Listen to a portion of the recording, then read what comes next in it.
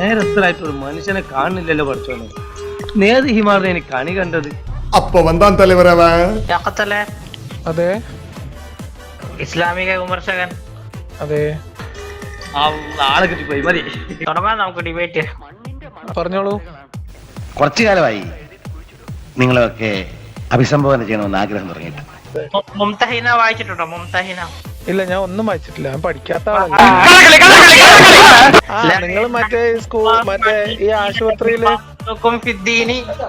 ഞാൻ സീരിയസ് ആയിട്ട് ചോദിക്കുകയാണ്. നിങ്ങൾക്ക് മാനസികമായ എന്തെങ്കിലും ബുദ്ധിമുട്ടുണ്ടോ? തന്റെ തലയ്ക്ക് ഒരു രസമുണ്ടോ? ഇന്നലെ കുറച്ച് തലവേദന ഉണ്ടായിരുന്നു. അറിയാതെ നബിതങ്ങളെ ഇതായി കണ്ട് നബിതങ്ങളെ എന്തായി കണ്ട് ഞാൻ ഫ്രൂട്ടിന്റെ ആളാ, എനിക്ക് കണ്ടപ്പോഴേ തോന്നി. എടാ പറഞ്ഞു കൊടുക്കടാ. മുതലാളി ആള് വെറും ചെറ്റയാണ്, തെണ്ടിയാണ്, പരമനാറിയാണ്, അലവലാതിയാണ്, സ്ത്രീഡപ്പനാണ്. അതൊക്കെ നാട്ടുകാർക്കറിയാവുന്ന കാര്യമല്ല അല്ലേ? അറബി പഠിച്ചിട്ടേ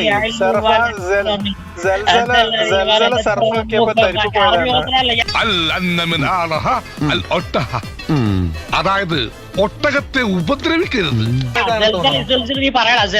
ആശുപത്രിയിലാണെന്ന് പറഞ്ഞിട്ട് അവിടെ സൈക്കാട്രി വിഭാഗമൊന്നുമില്ലേ?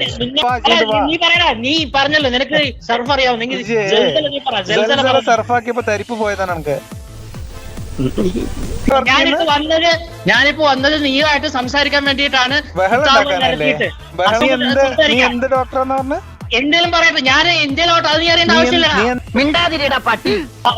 ولا تجزع لحادثة الليالي فما لحوادث الدنيا بقاء وكن رجلا على الأحوال جلدا وشيمتك السماحة والسخاء.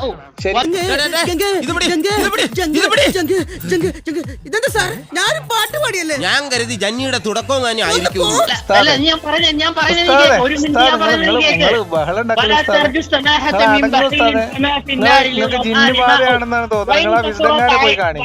സൈക്കോസിന്റെ പല അവസ്ഥാന്തരങ്ങളും കേട്ടിട്ടുണ്ട്, പക്ഷെ ഇത്ര ഭയാനകമായ ഒരു പ്രശ്നം ഇത് ആദ്യ.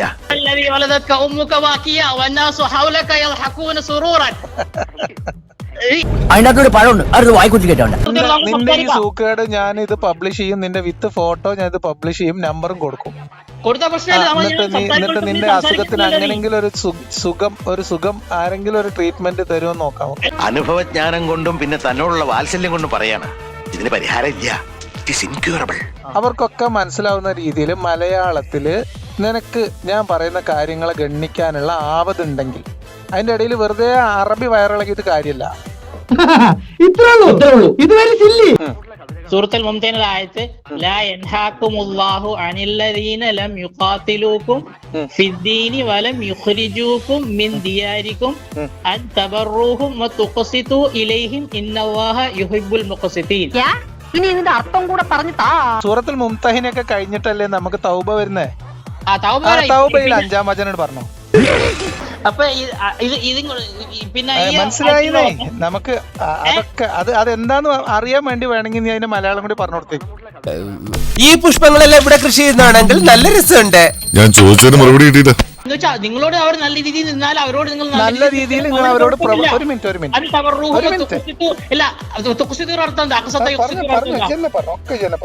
എന്താണ് വയ്യേ? ഇനി സൂറത്ത് തൗബയിലെ 5-ാം വചനം ഇത് പറഞ്ഞു അൽ ഹുമൂമു ഫീ തലബിൽ മഈശ. നീ നിന്റെ ഭാര്യക്കും മക്കൾക്കും വേണ്ടി അധ്വാനിക്കാൻ വേണ്ടി നീ ഇറങ്ങി പുറപ്പെടണം.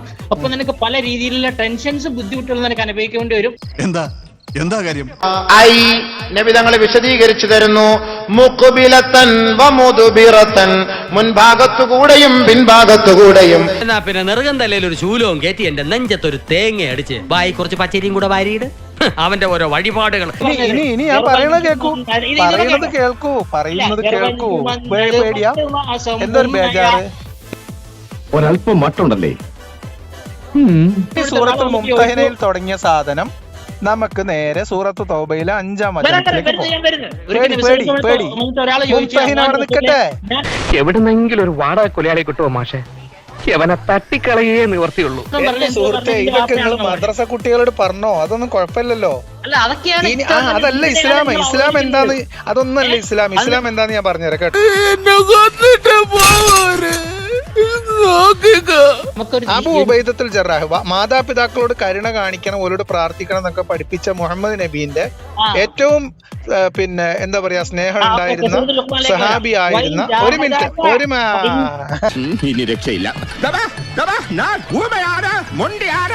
തിന്ന ബിരിയാണി പോലും ദഹിച്ചു പോയി. ഈ അസുഖം അവിടെ നിൽക്കട്ടെ. മുഹമ്മദിന്റെ മുന്നിൽ വെച്ച് സ്വന്തം പിതാവിന്റെ തല വെട്ടിയ അബു ഉബൈദത്തുൽ ജറാഹ് എന്ന് പറയുന്ന സഹാബിനെ അറിയോ? അല്ലല്ല, അതിന്റെ ഈ ആയത്തിൽ അറിയോ? സഹാബിനെ അറിയോ? ഈ ആയത്തെടുക്കട്ടെ. അല്ല, സഹാബിനെ അറിയോ? അബൂ ഉബൈദത്തുൽ ജറാഹിനെ അറിയാമോ? ദൈവമേ, മൂർഖനെയാണല്ലോ ചവിട്ടിയത്. ഞാൻ പറഞ്ഞാൽ ഒരു വാക്ക് ഞാൻ പറഞ്ഞാൽ നിങ്ങളുടെ കളസം കീറും എന്നറിയാവുന്നതുകൊണ്ടാണ് ബഹളം വെക്കുന്നത്.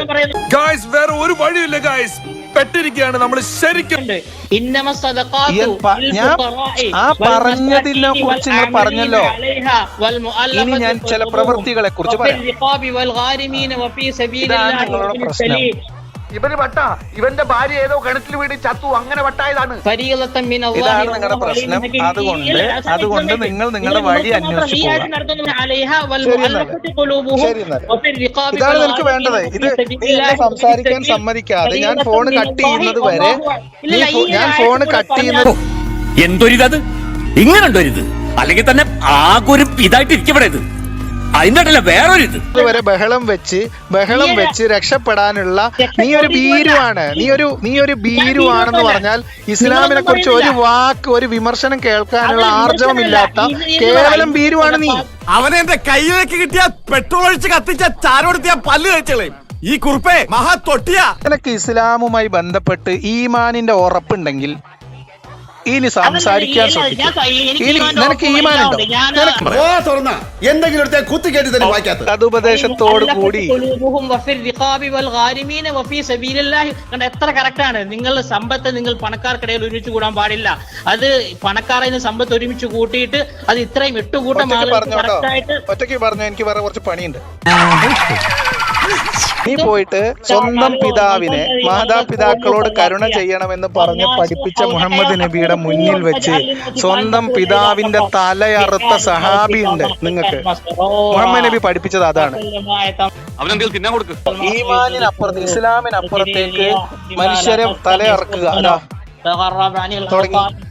ഞാൻ തുടക്കത്തിൽ പറഞ്ഞ ആ അസുഖം നിനക്ക് തുടങ്ങി. രാവിലെ ഗുളിക കഴിച്ചായിരുന്നോ? ചെറിയ കയ്പൊക്കെ കാണും, സാരമാക്കണ്ട, അസുഖം മാറണ്ടേ. എല്ലാവർക്കും സന്തോഷമായല്ലോ? എനിക്ക് സന്തോഷമായി. എല്ലാവർക്കും പിരിഞ്ഞു പോവാം.